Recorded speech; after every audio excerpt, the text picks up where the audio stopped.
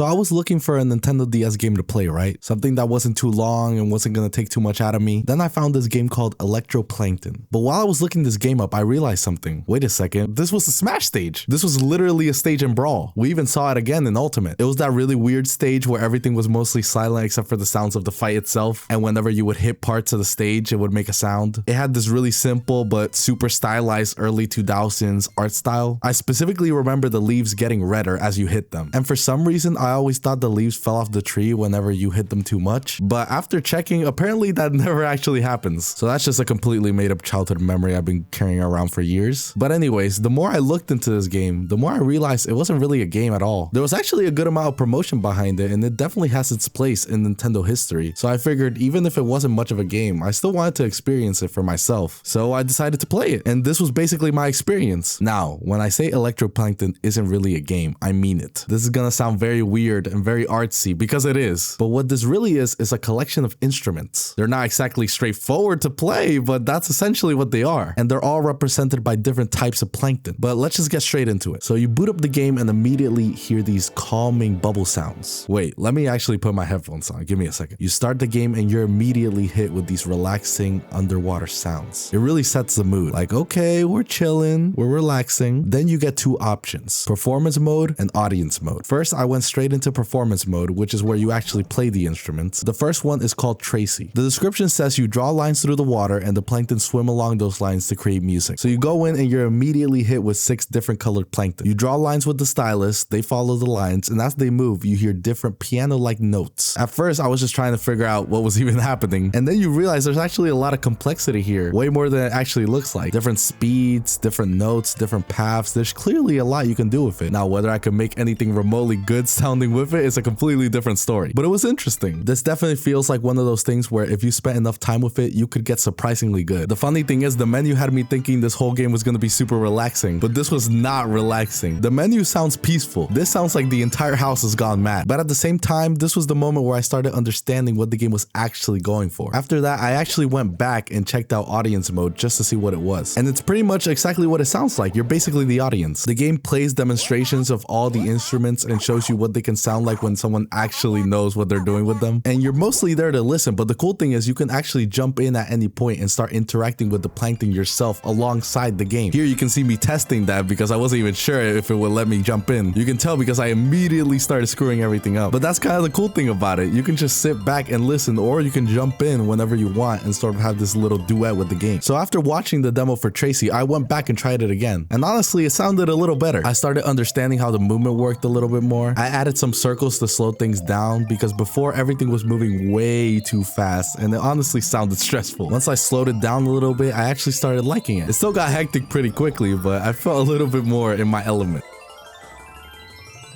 This shit is so fucking ass, bitch! Quit fucking music! The next instrument is Hand and Bow, which is the Smash Bros stage. Here, the plankton launch themselves out of the water and bounce around on the leaves. Every bounce makes a sound. The leaves can be tilted so you can control where the plankton go and the sounds that they create. Even the water itself makes a sound when they hit it. This one reminded me of those wind chimes people have outside their houses. As the plankton keep hitting the leaves change from green to red and the pitch changes too. And unlike Tracy, this one actually felt relaxing. The problem is that making something that sounds genuinely good still feels really difficult. You constantly have to adjust things, change angles, and experiment with different patterns to see what sounds good. It feels like something that would take a lot of trial and error to really master. But at this point, I was starting to appreciate what all this really is. Like I said, it's not really a game. It's more like a collection of these weird musical toys. The third one is Luminaria. You have 4 plankton, 1 in each corner, and the moment you touch them, they're off. They follow these arrows around the screen, and every time they hit an arrow, they make a sound. The whole idea is that you can touch the arrows to change the direction they're moving in, and based on the path they take, you end up with a different composition. Each one moves at a different speed too, so you can kind of play around with the rhythm and get different beats going. This one right away was the first one where I was like, okay, this actually sounds like music. You still have to mess with the arrows a lot if you want something that sounds good, and there are clearly a lot of possible paths they can take, but this was the first one where I got something going and thought, okay, that's not bad. This one definitely felt simpler than the others so far. Everything is already moving in a rhythm, so you're mostly just changing which notes happen when. The 4 fourth one is Sun Animal Q. I think that's how you say it. Honestly, I have no idea where these names come from. Actually, hold on. Let me look this up. So Toshio Iwai, the sole developer of this game, created the entire thing himself, and he took the names of real microscopic aquatic organisms and turned them into these interactive instruments. So all these weird names are actually references to real organisms. That's actually pretty cool. Talk about cohesiveness. Anyway, in Sun Animal Q, you use the stylus to place these plankton eggs. The description says they emit light and sound as they grow. At first, I was just sitting there looking at the screen full of bubbles thinking, okay, what exactly am I supposed to be doing here? Then I started dragging the stylus around, bubbles would come out, and I began placing eggs. Once you place the eggs, they start making sounds, and they start growing. You can even move them around. I'm pretty sure the whole emitting light thing is represented by these little rays of light that come out of them as they grow. As they get bigger, they keep producing different sounds. And when you tap them, you make them spin away. That's basically the whole instrument. And honestly, this one was probably the hardest for me to understand. The other ones at least gave me some idea of what I was trying to do. This one felt a lot more abstract. Every now and then I placed the eggs and hear a combination of sounds that made me think, okay, maybe there's actually something here, but I couldn't go anywhere with it. I'm sure if you spent enough time with it, you could get some pretty cool compositions. But for me, a lot of the time, it just sounded like a bunch of random notes. Interesting random notes, but random notes nonetheless. The fifth one is Rec Rec. Apparently, these plankton feed on sound. You tap them to change their color, and when they flash, you speak into the microphone and they record whatever you say. The moment you load into this one, there's already a little beat playing. You see all these fish swimming around, each with different colors, and at first I was struggling to understand exactly what I was supposed to do with them. Like, okay, you tap them, they change color. The description kind of threw me off, but eventually I figured it out. I was able to record something.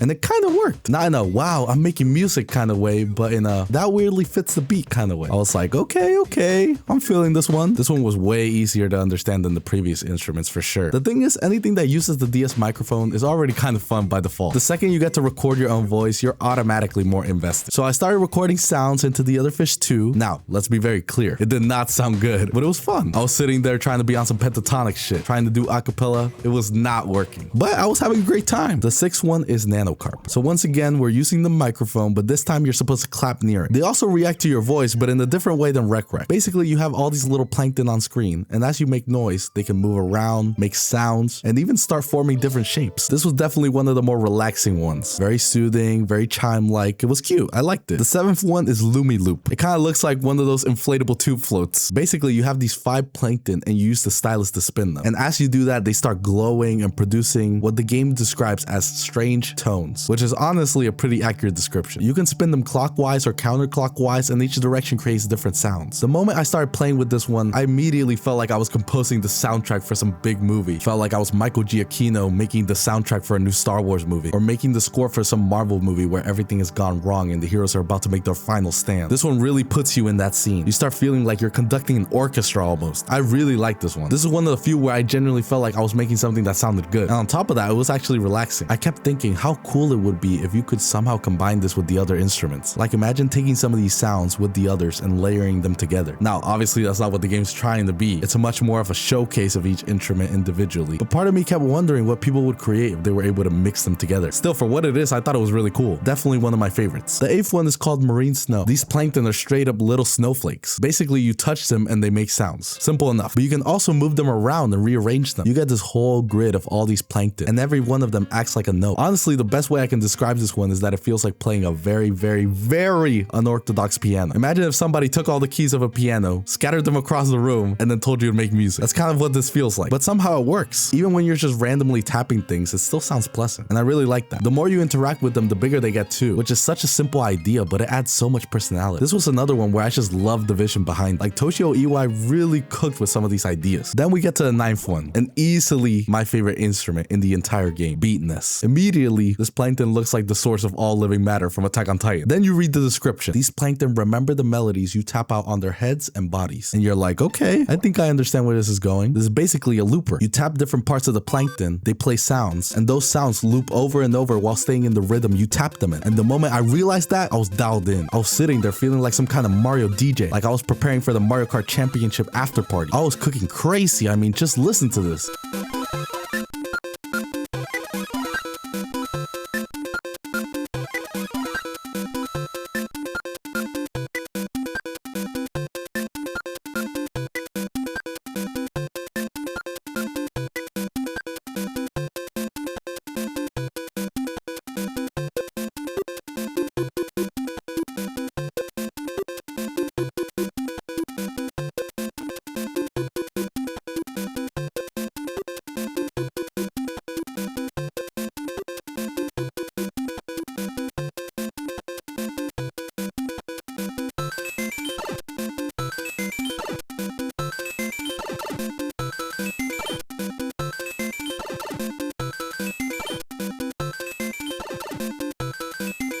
Also, I realized that the name of the plankton is just B and NES put together, which is a cute reference. But yeah, this was by far my favorite one. It really reminded me of those simple DJ programs where you can play around with loops and rhythms, or those electronic pianos that come with preset beats and backing tracks that you can jam along with. That's exactly what this felt like. You can make these simple grooves, layer sounds together, and just keep building on them. It was really a lot of fun. I could honestly sit here listening to the loops forever, but we're not gonna do that. We gotta move on. The 10th and final instrument is voice. Here you touch the plankton and speak into it. Nothing new. The description literally says it fills its body with your voice. That's a very interesting way to put it. So you go in and there's this plankton sitting in the middle of the screen waiting for you to record something. You tap it, it starts recording, and as it records, the plankton actually gets bigger and bigger. And then once the recording stops, it starts playing it back. As the audio plays, the plankton slowly shrinks until it reaches the end of the recording, and then it grows back again when the loop starts over. I thought that was a really cool visual way of showing where you are in the recording. Like at a glance, you can tell how much of the loop is left just from the size. There are also all these different shapes around it that change how the voice sounds. Some of them add a bunch of reverb, some of them make you sound like a robot, one even reverses your voice, stuff like that. That was basically the whole instrument. Really, this one felt a lot more like a plugin than a standalone instrument. Like, I don't really think this one you were supposed to make music with. So because of that, out of all of them, this was probably my least favorite, I can't lie. But it was still cute. I still like playing around with it, but compared to everything else, it felt just a little weaker. Although it did kind of remind me of the voice recording stuff on the DSi, which is funny because this came out years before the DSi. This was on the original DS, the original chunky DS. So in a weird way, this almost feels like a glimpse into the future of what Nintendo would eventually do with voice recording and audio manipulation later on. Overall though, Electroplankton is really an interesting piece of software. That's honestly the best way I can describe it. You're just sitting there creating music on the touchscreen. I really feel like this game perfectly represents how much Nintendo and developers were experimenting with the DS hardware back then. This wasn't just, oh, here's a portable console that plays games. People were trying all kinds of weird things. Things that went way beyond what you normally think of as a video game. It was really challenging that. Before everybody had smartphones, before you could pull out your phone and open GarageBand, you had stuff like this. You had developers trying to figure out how much they could squeeze out of this little handheld. And artistically, Toshio Iwai absolutely nailed it. I mean, the music side is cool, the interaction stuff is cool, but visually, this game is beautiful. The way everything is represented visually looks great. The whole theme was incredibly cohesive. I feel like you could release something that looks almost exactly like this today and it wouldn't feel out of place. It's kind of timeless. One thing I found really interesting about this game was that it actually appeared in a Guinness World Record Gamers Edition book. You guys remember those? I had one. I had the 2014 edition that I got at a book fair. The one with Minecraft on the cover. Maybe one day I'll find it and go through it. But in the 2008 edition, Electroplankton was actually recognized as the first game where players could compose their own music. Now, there was definitely other games doing similar things before and around this time. It's not like Electroplankton invented the concept, but it shows how much Electroplankton was pushing forward in this territory. And for a game that's relatively obscure compared to something like Brain Age or Nintendogs, that's pretty impressive. After playing it and learning all this, I mean, it's clear there's a reason it ended up getting a Smash Bros stage. There's a reason people still remember it. It definitely has its place in gaming history. And if you somehow get your chance to try this thing out, I definitely recommend it. Especially if you're into music production, composition, or just weird Nintendo related stuff like this. Maybe you'll get something out of it. I don't know, maybe you can even help me out a little because clearly I still got a long way to go.